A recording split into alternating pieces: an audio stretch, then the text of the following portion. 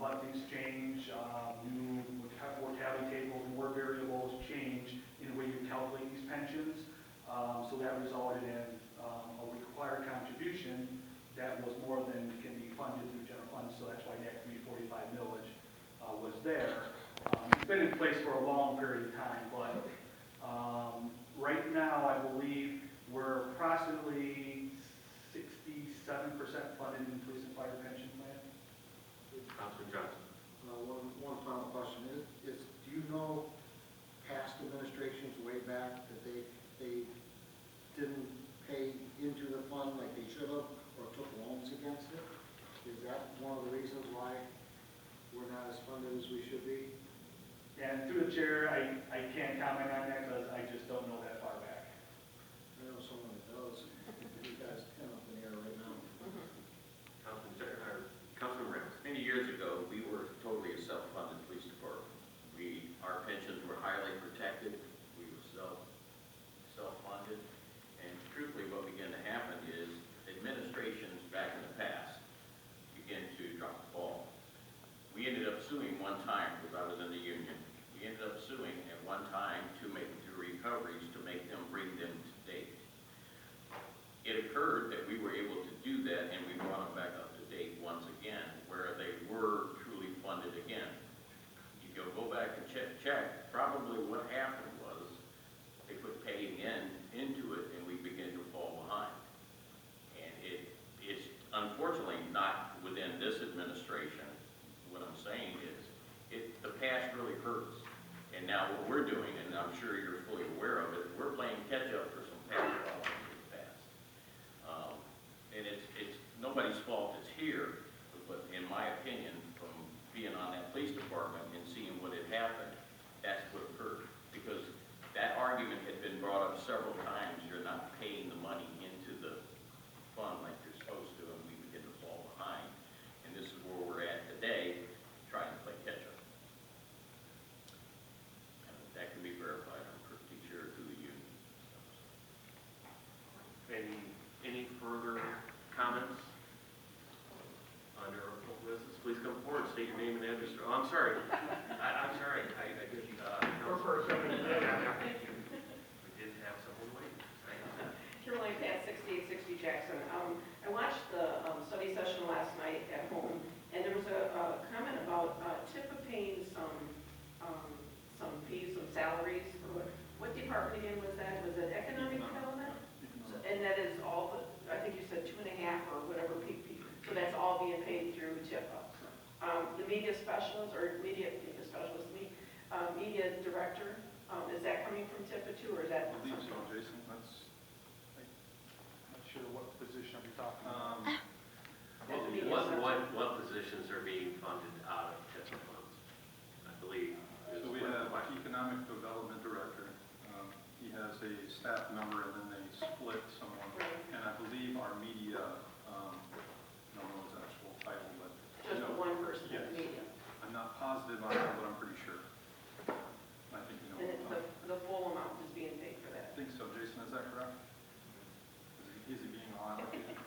Through chair, I don't have the staffing in front of me, but I'm going on, there's the economic director, there is the communications manager, and then there's also a coordinator that's a half split FTE. I believe those are the 2.5 FTE coming out of the economic development department.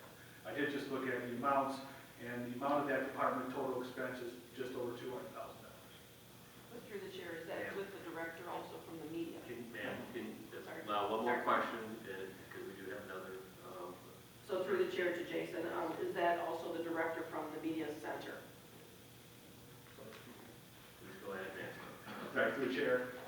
Unfortunately, I don't know because there's no media center director, so I don't know who you're Chair, referring the to. communications person is over in that building, but he is not the director of that department. Yes, he is. Our Parks and Rec director oversees that, and he's not paid out of TIPA. All right, thank you. But the communications, he's over there in that building. Okay, That's thank you. where it's all.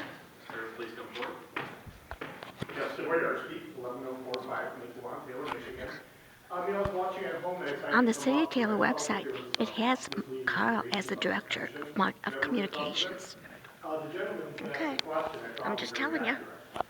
Just one piece of background. There are 1,750 local units of government in Michigan. Those are your cities, your townships, okay? Guess how many pay a special pension tax? 45. So 98% do not. So I think some people here gave the residents the opinion that the pension tax is normal. It's not normal.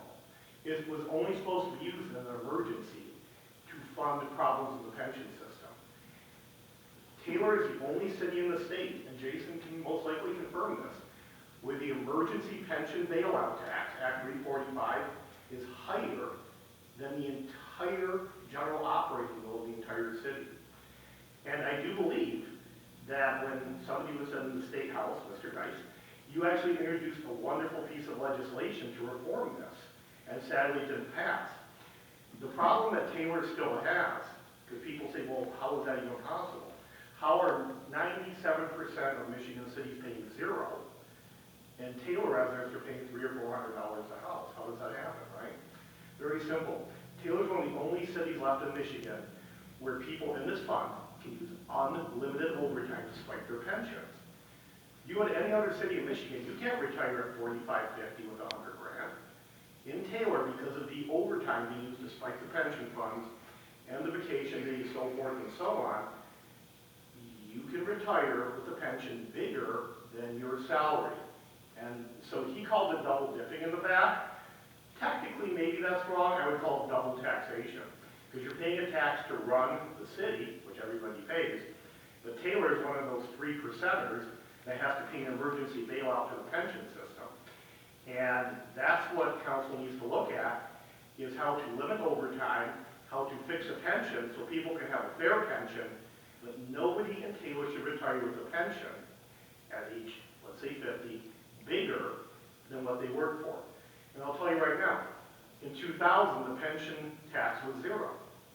But because of all the enhancements to the contracts, it's now at 10 mils. Taylor's the only city in Michigan like that. And that's a fact, check it. And Jason, you know what I'm saying is true. Feel free to comment if you wish.